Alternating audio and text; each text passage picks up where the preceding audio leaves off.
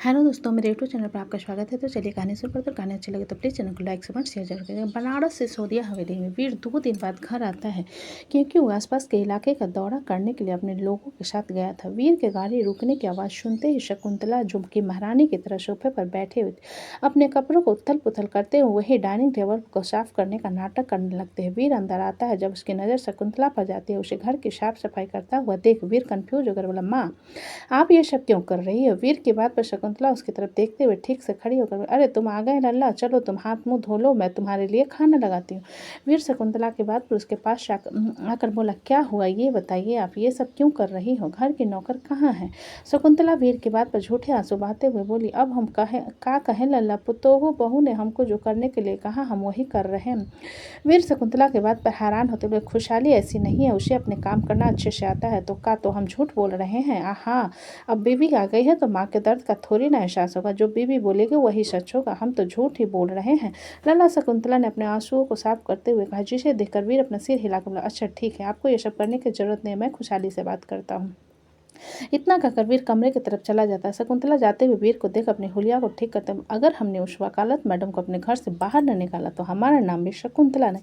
ये कहते हुए शकुंतला घिनौनी हंसी मुस्कुरा देती है। इधर वीर कमरे में आता है तो देखता है खुशहाली विशाल को रेडी कर रही थी, जिसे देखते हुए वीर खुशहाली के पास आकर, खुशी मुझे तुमसे बात करनी थी। वीर की आवाज़ में खुशहाली सिर घुमाकर उसकी तरफ देखते हुए खुश होकर बोली, तुम आ गए, मैंने तुम्हें बहुत मिस किया। ये कहते हुए खुशहाली जाकर वीर के गले लगा लेती है, जिस पर वीर खुशहाली को पीठ को थपथपाते हुए उससे अलग होकर बोला, मैं आया तो देखा माँ नीचे सफाई कर रही थी, तुमने कहा था उनसे। वीर की बात सुनकर खुशहाली हैरान होते हुए, मैं क्यों कहूँगी यार उनसे सफाई करने के लिए, यहाँ पर इतने सारे नौकर, और जब से तुम गए हो तब से ये तो तीनों टाइम का खाना मैं ही बना रही हूँ। खुशहाली के हैरान चेहरे को देखते हुए वीर अपना सिर हिलाकर, ठीक है, मैं बस पूछ रहा था, तुम पर इल्ज़ाम नहीं लगा रहा है, मैं सीरियस नहीं ले रही हूँ, और मुझे तुम्हें बताना था कि मैं मुंबई जाने के लिए फ़्लाइट की टिकट बुक की है।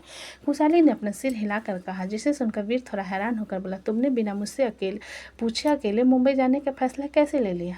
खुशहाली वीर को हैरान होता हुआ देख बोला, वीर 2 दिन पहले जब हम रात को इंटीमेट हो रहे थे तब मैंने इस बारे में तुमसे बात की थी।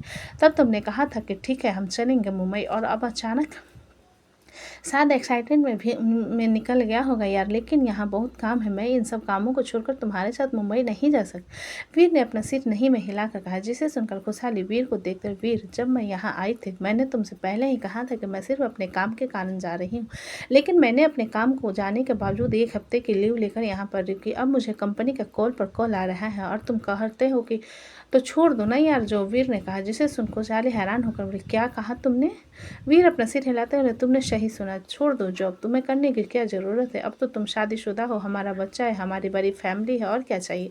वीर की बात पर खुशहाली अपना सिर हिलाते हुए बोले, ठीक है, इस बारे में ज़्यादा बहस नहीं करती, लेकिन मैं अपनी जॉब नहीं छोड़ सकती। खुशहाली की बात पर वीर उसे देखते हुए, खुशी तुम इतनी जिद्दी क्यों हो? खुशहाली विशाल को अपने गोद में उठाते हुए वीर से बोली, मैं जिद्दी नहीं हूँ वीर, मैंने अपनी लाइफ के पूरे 5 साल वकालत को दिए हैं, और आज मैं जिस पोजीशन पर, उस पोजीशन पर हर वकील का पहुँचने का सपना होता है, और मैं अपनी मेहनत बेकार नहीं होने दे सकती। जिसे सुनकर वीर गहरी सांस भरते हुए, तुम अपनी कंपनी से रिजाइन लेकर अपनी खुद की ऑफिस भी तो खोल सकती हो यहाँ बनारस में। वीर की बात पर खुशहाली अपना सिर हिलाते हुए, ठीक है, मेरा रिजाइन ले लूँगी, क्योंकि रिश्ते बनाए रखने के लिए सैक्रिफिस तो लड़की को ही करना पड़ता है, मैं कर लूँगी, तुम गलत मतलब निकाल रही हो खुशी। वीर ने अपनी बात को रखते हुए कहा, जिस पर खुशहाली अपना सिर नहीं में हिलाकर, मैं बिल्कुल सही मतलब निकाल रही हूँ, इसलिए मैं शादी नहीं करना चाहती थी, बट मैं बेवकूफ़ हूँ, प्यार में पड़ गई इसलिए शादी कर लिया, तो अब भुगतना तो पड़ेगा ना। ये सुनकर वीर खुशहाली के हाथ को पकड़कर उसे अपनी तरफ मोड़ कर गुस्से में बोले, मेरे पास और भी बहुत सारे दिक्कत होते हैं, हर वक्त मैं तुमसे बहस नहीं कर सकता, इसलिए चुप रहा करो।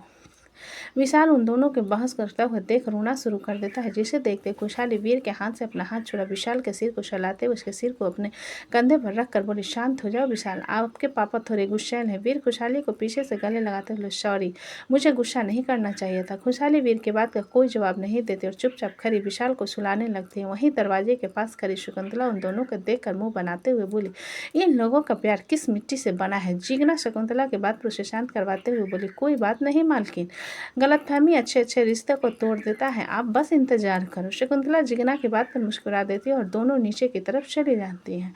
इधर Siul arts game designing course में विप्लव के होठों पर न छुपने वाली एक मुस्कान थी। वो लोग अपने इंस्टीट्यूट में थे जहाँ पर हर तरफ स्टूडेंट कहीं पढ़ाई कर रहे थे तो कोई किसी टॉपिक में बात करते हुए बहस कर रहा था, लेकिन विप्लव के कुछ समझ नहीं आ रहा था। वो तो बस अपने हाथ में खत पकड़े मुस्कुराया जा रहा था जब रियो विप्लव के पास आकर बोला, तेरी बेस्टी का कॉल आ रहा है। रियो की बात सुन विप्लव जल्दी से उसके हाथ से फ़ोन ले कॉल अटेंड करते हुए बोला, रिया तुझे पता है भाव्या ने मुझे सेकेंड लेटर लिखा कहती है कि मैं एंजॉय करूं और सिर्फ अपनी फोकस पढ़ाई पर करूं। ये सिर्फ सुनकर रिया धीरे से बोली, वापी। रिया की डाउन आवाज़ को सुन विप्लव के चेहरे के एक्सप्रेशन बदल गए और वो सीरियस आवाज़ में बोला, क्या हुआ। रिया विप्लव के बात पर रोते हुए, प्रोफेसर। विप्लव रिया को रोने पर थोड़ा घबरा कर बोला, रिया तू रोना बंद कर, हुआ क्या है ये बता, सब ठीक है ना। क्या भाई ने तुझे डांटा है। जिस पर रिया रोते हुए, नहीं उनका एक्सीडेंट हुआ है, पिछले 3 दिन से वो कोमा में है, डॉक्टर ने कहा कि वो होश में आ जाएंगे लेकिन कब इसका नहीं पता। रिया की बात को सुनकर विप्लव को ऐसा महसूस हो रहा था जैसे उस पर आकर करंट गिरा हो। रियो जो कि विप्लव के साथ खड़ा हुआ था उसके एक्सप्रेशंस देखते हुए बोला, व्हाट हैपेंड वापी। विप्लव रियो का हाथ दिखा रिया से बोला, रिया डोंट बी पैनिक, ओके मैं आ रहा हूँ। इतना कहकर विप्लव कॉल कट कर देता और रियो की तरफ देखते हुए कहता है, मुझे इमरजेंसी में इंडिया के लिए टिकट चाहिए। अलीना जोया जो कि वहीं पर आ रही थी विप्लव की बात सुनकर हैरान होते हुए एक साथ बोली, क्या। विप्लव उन दोनों के बाद पर अपना सिर हिलाते हुए बोला, मेरे भाई का एक्सीडेंट हुआ है, मुझे वहाँ जाना जरूरी है। रियो थोड़ा फर्स्ट्रेट भरी आवाज़ में विप्लव से बोला, अजीब बेइज्जती है यार तेरी, तू यहाँ अपना करियर बनाने आया है और वो अपनी प्रॉब्लम तुझे सुनाकर तुझे टेंशन दे रही है। विप्लव रियो के बाद पर अपने दांत पीसते हुए बोला, तुम्हारी ज्ञानपूर्ण नहीं मांगे मैंने, जो कहा करो एडवाइस मैं खुद कर सकता हूँ। विप्लव को भड़कता हुआ देख आता हुआ शीनू बोला, फाइन चल एयरपोर्ट चलते हैं, और कितने दिन के लिए जाना है। पता नहीं, विप्लव ने चलते हुए कहा, जिसे सुन पीछे से रियो चिल्लाकर बोला, विप्लव तुम्हारे नौकर नहीं है हम। विप्लव मुड़कर रियो की तरफ देखते हुए बोला, अपना करियर बनाओ रघुवीर, मुझ पर फोकस मत करो। इतना कहकर विप्लव अपने लिए खरीदे अपार्टमेंट की तरफ चला जाता। उसके साथ सीनू भी था और जोया भी, अलीना भी उसके साथ चले जाते हैं। रियो उन लोगों को जाता हुआ देख अपनी मुट्ठी मजबूती से बंद करके बोला, सारे के सारे इडियट हैं। रचित रियो के कंधे पर हाथ रखते हुए बोला, कम डाउन। रिया और विप्लव बेस्ट फ्रेंड और उसके विप्लव की ज़रूरत है। रियो रचित की बात सुन उसे घूरते हुए बोला, बेबीज नो, बट हम यहाँ पर यह फैमिली ड्रामा देखना नहीं आए हैं, सीखने आए हैं। इट्स ओके, हम सब यही रहेंगे, तुम गुस्सा होना बंद करो। रचित ने रियो को समझाते हुए कहा, जिस पर रियो अपना सिर हिलाते हुए क्लास की तरफ चला जाता है और रचित भी उसके साथ चला जाता है। इमरजेंसी में विप्लव ने टिकट बुक किया था जिस कारण पैसे डबल पड़े थे। वो एयरपोर्ट के अंदर जाते हुए शीनू से बोला, मैं कॉल करूँगा, फिलहाल के लिए मुझे नहीं पता मैं कितने दिन में आऊँगा। अलीना विप्लव की बात सुनकर बोली, पैनिक होना बंद करो, हम सब यहाँ पर हैं, तुम आराम से जाना। विप्लव अलीना की बात पर अपना सिर हिला देता और एयरपोर्ट के अंदर चला जाता है। विप्लव के जाने के बाद जोया अलीना के कंधों पर हाथ रखते हुए बोली, वो चला गया, चले। अलीना जोया के बाद सुन अपना सिर हिला देते और वो लोग घर के लिए निकल जाते। नेशनल एम्यूजियम पार्क में दीपांजलि भी पिकनिक पर आई हुई थी और वैदिक उसके कारण ही पिकनिक पर आया हुआ था। सारे बच्चे अब घूम घूम कर थक चुके थे, इसलिए सभी आराम फरमाते हुए एक जगह बैठे थे। जब वैदिक दीपांजलि के साथ बैठा उसकी तरफ पानी का बोतल बढ़ाते हुए बोला, दीपा थोड़ा पानी पी लो। वैदिक की बात पर दीपांजलि उसके हाथ से पानी का बोतल लेते हुए बोली, शिव आता है तो और मज़ा आता। वैदिक दीपांजलि के बात सुन मुँह बनाते हुए, क्यों मेरे साथ आई हो तो तुम्हें मज़ा नहीं आ रहा है क्या। दीपांजलि पानी पीने के बाद अपना सिर नहीं में हिलाकर, उतना मज़ा नहीं आ रहा। तभी वहाँ पर जूही आकर उन दोनों के साथ बैठते हुए, क्या कर रहे हो। दीपांजलि जूही को देखकर वैदिक के थोड़ा नज़दीक जाकर बैठते हुए बोली, कुछ भी तो नहीं, बस हम सब बातें कर रहे थे। जूही दीपांजलि की बात सुनकर मुस्कुराते हुए, क्या मैं भी तुम दोनों को ज्वाइन कर सकती हूँ। दीपांजलि अपना सिर नहीं में हिलाते हुए वैदिक की तरफ इशारा करके बोली, इसे अच्छी बातें करना नहीं आता, बोर कर देता है, तुम भी बोर हो जाओगे। नहीं ऐसी बात नहीं है, हम लोगों ने साइंस के एक्सपेरिमेंट साथ में किया है, वैदिक अच्छी बातें करता है। जूही ने मुस्कुराते हुए जवाब दिया, जिसे सुनकर दीपांजलि कंफ्यूज होते हुए वैदिक से बोली, साइंस एक्स क्या। वैदिक दीपांजलि के कंफ्यूज पर चेहरे को देख बोला, साइंस एक्सपेरिमेंट जब तुम बड़ी हो जाओगी ना और जैसे जैसे तुम्हारे क्लास इंप्रूव होंगे तो मैं भी एक्सपेरिमेंट करने की परमिशन मिल जाएगी। वैदिक की बात सुनकर दीपांजलि मुंह बनाते हुए धीरे से वैदिक के कान में बोली, तुम मेरे दोस्त हो तो जूही के साथ क्यों रहते हो। वैदिक दीपांजलि के बात सुन कंफ्यूज होते हो, तो क्या हुआ, हम दोनों सेम क्लास में नहीं पढ़ते तो तुम दोनों साथ में साइंस क्यों कर रहे थे। दीपांजलि ने वैदिक को अपना सिर नहीं में हिलाकर बोला, टॉपिक सेम था, टीचर्स ने करवाया इसलिए। दीपांजलि गुस्से भरी आंखों से वैदिक को बोलती, अच्छा तो जब टीचर बोलेंगे हमारे साइंस के बारे में तब तुम हमारे साथ आओगे। वैदिक दीपांजलि के बात पर अपना सिर नहीं में हिलाकर बोला, तुम बहुत छोटी हो दीपक, तुम्हारे हमारे क्लास में पहुंचने तक शायद मैं हाई क्लास के लिए दूसरे स्कूल चला जाऊंगा। ये सुनकर दीपांजलि अपनी जगह से खड़ी हो अपना बैग उठाते हुए बोली तो मैं तुमसे बात क्यों करूं, मैं जा रही हूं जीतू के पास, वो मेरे साथ पढ़ता है और मेरे साथ रहेगा। इतना कहकर दीपांजलि जीतू की तरफ चली जाती। वैदिक उसे जाता हुआ देख जूही से बोला, तुम्हें ऐसा नहीं करना चाहिए था जूही, मैंने शिव से प्रॉमिस किया था कि मैं दीपा का ख्याल रखूंगा। जूही वैदिक के बात पर बोली, ख्याल दूर से भी रखा जा सकता है, अगर बात से ख्याल रखने की हो तो।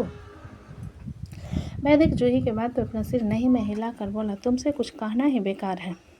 इतना कहकर वैदिक दीपांजलि की तरफ बैग उठाकर चला जाता है। जूही उसे जाता हुआ देख मुस्कुरा देती है। जब कमल उसके पास आकर कहता है, अकेले क्या पागल जैसे मुस्कुरा रही हो। जूही कमल की आवाज़ पर उसकी तरफ देखते हुए, बैठो तुमसे कुछ बातें करनी है। कमल जूही की बात सुनकर उसके हाथ साथ बैठ जाता है और दोनों बातें करने लगते। इधर रात का वक्त सिटी हॉस्पिटल में अनमोल और नित्या सेम आईसीयू में थे, जिस कारण बाहर करण और रिया बैठे हुए थे। जब कशिश डॉक्टर से बात कर वहाँ आकर करण की तरफ देखते हुए, मैंने डॉक्टर से बात की, मुझे लगता है कि हमें इन्हें रूस ले जाना चाहिए। कशिश के कहने पर कि अनमोल और नित्या को होश में लाने के लिए उन्हें रूस ले जाना चाहिए। रिया कशिश की तरफ देखते हुए बोले, लेकिन अनमोल के पिता भानु जी कशिश का साथ देते हुए अपना सिर हिलाकर बोले, ठीक है, मुझे बस जल्द से जल्द मेरा बेटा होश में चाहिए। भानु जी के डायरेक्ट हाँ कहने पर रिया आगे कुछ भी ना बोल पाए। वहीं करण कशिश की बात पर अपना सिर हिलाते हुए बोले, ठीक है, हम नित्या को लेकर रूस चलेंगे। कशिश करण के हाँ करने पर उसकी तरफ देखते हुए बोला, और तुम हमारे साथ नहीं जा रहे हो। ये सुनकर करण थोड़ा हैरान होकर बोला, क्यों?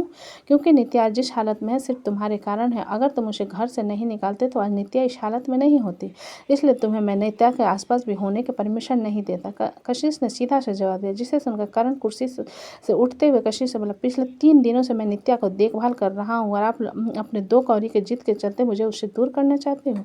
चित्रांग को बात को बढ़ता हुआ देखकर खड़ा होकर करण से बोले, डोंट बी पैनिक, झगड़ा होने का कोई फ़ायदा नहीं है। तो ये बात तुम मुझे क्यों समझा रहे हो? अपने इस मामा के लड़के को समझो ना, जो मुझे मेरी एक्स वाइफ से दूर करने की कोशिश कर रहा है। करण ने चित्रांग को कशिश की तरफ इशारा करते हुए कहा, जिसे देखकर कशिश करण से बोला, तुमने अभी अपने मुंह से कहा नित्या तुम्हारी एक वाइफ थी। तुम्हारे सवाल का जवाब मिल गया होगा। तुम्हारे उसके साथ रहना और ना रहना दोनों मैटर नहीं करता। ये तो आपकी बहन डिसाइड करेगी ना कि उसके मेरे साथ रहना और ना रहना मैटर करता है या नहीं। आपको मेरी फिक्र करने की ज़रूरत नहीं है। करण ने कशिश को इग्नोर करते हुए कहा। कोई और कुछ कहता उससे पहले ही कदमों की आहट सुनाई देती है और विप्लो भागते हुए अंदर आता है। विप्लो दौड़ते हुए वहाँ कर रिया की तरफ देखते हुए बोला, रिया। रिया विप्लो को देखकर अपने इमोशंस कंट्रोल नहीं कर पाती और जाकर उसे कसकर गले लगा रोने लगती है। जो कि डायरेक्ट एयरपोर्ट से हॉस्पिटल आया था, अपने बैग वहीं ज़मीन पर छोड़ रिया को होल्ड कर लेता है। रिया काफ़ी ज़ोर ज़ोर से रो रही थी। विप्लो हमेशा से सेंसिटिव और सॉफ्ट हार्टेड था। अपने लोगों का रोना उसे बर्दाश्त नहीं हो पाता था, इसलिए सिया के रोने की आवाज़ पर उसके रोंगटे खड़े हो गए थे और उसकी आंखें नम हो गई थी। वहीं चित्रांग विप्लो को हैरान भरी नज़रों से देखते हुए बोला, तुम कोरिया से वापस क्यों आए? चित्रांग की बात पर विप्लो गुस्से भरी नज़र से उसे देखते हुए बोला, मेरी छोरी, आप लोग ये बताइए, 3 दिनों से ये सब तमाशा चल रहा है, आप लोग ने मुझे कॉल क्यों नहीं किया? ये सुनकर चित्रांग विप्लो के पास आकर बोला, क्योंकि तुम वहाँ पर अपने स्टडी और करियर पर फोकस करने गए थे, यहाँ पर हम सब कुछ संभाल लेंगे। चित्रांग के बाद पर विप्लो रिया की तरफ इशारा करते हुए बोला, और इसे कौन संभालेगा? क्यों रो रही है ये? अगर आप इसे संभाल रहे होते तो कशिश। विप्लो की बात सुनकर बोला, विप्लो, अंदर नित्या भी वेंटिलेटर में है। कशिश की बात पर विप्लो हैरानी से उसकी तरफ देखते हुए बोला, हो क्या रहा है? मुझे यहाँ से गए 3 दिन नहीं हुए, ये सब हो क्या रहा है? रिया से सकते हुए अपना रोना कंट्रोल कर विप्लो से दूर होकर बोली, ये लोगों ने रूस लेकर जाना चाहते हैं क्योंकि वो होश में नहीं आ रहे हैं। रिया के बाद सुन विप्लो अपना रुमाल निकाल कर उसके आंसू और चेहरे को साफ करते हुए बोला, पहले तो रोना बंद कर, कितनी गंदी लग रही है। अनमोल भाई को कुछ नहीं होगा और हम उन्हें बेस्ट से बेस्ट डॉक्टर के पास लेकर चलेंगे।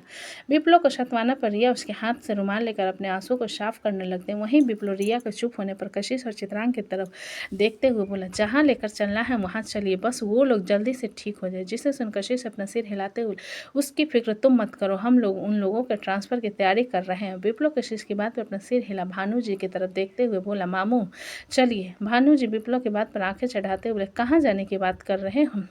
रात भर यहाँ पर क्या करोगे? घर चलते हैं, कल सुबह वापस आ जाएंगे, विप्लो ने जवाब दिया। जिसे सुनकर भानु जी और रिया अपना सिर हिलाते हैं तो विप्लो उन लोगों को बाहर की तरफ भेज देता है। उन लोगों के जाने के बाद विप्लो अपने एक्सप्रेशन चेंज करते हुए चित्रांग से बोला, किसने किया ये सब और कैसे हुआ ये सब? विप्लो को बदलते हुए तेवर को देखते हुए देखते हुए चित्रांग गहरी सांस भरकर अनमोल के बारे में पता नहीं चला, लेकिन नित्या को किसी ने ड्रग्स दे दिए जिस कारण उसने सुसाइड करने की कोशिश की और हमारा सको किसी के हिप्नोटाइज्म का शिकार थी। चित्रांग पूरी बात सुनने के बाद विप्लव अपना सिर हिलाते हुए बोला, ठीक है समझ गया, कल सुबह बात करते हैं। इतना कहकर विप्लव अपना बैग उठाता आगे की तरफ चला जाता है। विप्लव जब लिफ्ट में पहुंचता है तो निकल रही एक लड़की से टकरा जाता है। विप्लव उस लड़की के गिरने से पहले उसे संभालते हुए बोला, सॉरी। वो लड़की विप्लव से दूर होकर अपना आईडी जो नीचे गिर गया था उसे उठाती है और बिना विप्लव की तरफ देखे लिफ्ट से बाहर चली जाती है। विप्लव उस लड़की के बिहेवियर को देख मुंह बनाता है। जब उसकी नज़र नीचे गिरे चेन और पेंडेंट पर जाती है जिसे देखते हुए विप्लव उसे उठाकर देखने लगता है, तब तक लिफ्ट का दरवाज़ा बंद हो जाता है। विप्लव उस पेंडेंट को देखते हुए उसे अपने पॉकेट में रख लेता है और वहाँ से नीचे पार्किंग लॉट में आ जाता है। विप्लव नीचे रिया और भानु जी के साथ सारंग बिरला के लिए निकल जाता है। तो दोस्तों कहानी कैसी लगी मुझे कमेंट में लिखें। अच्छी लगे तो प्लीज़ चैनल को लाइक करें, सब्सक्राइब करें और ज़्यादा से ज़्यादा शेयर करें। कहानी को पूरा सुनने के लिए धन्यवाद।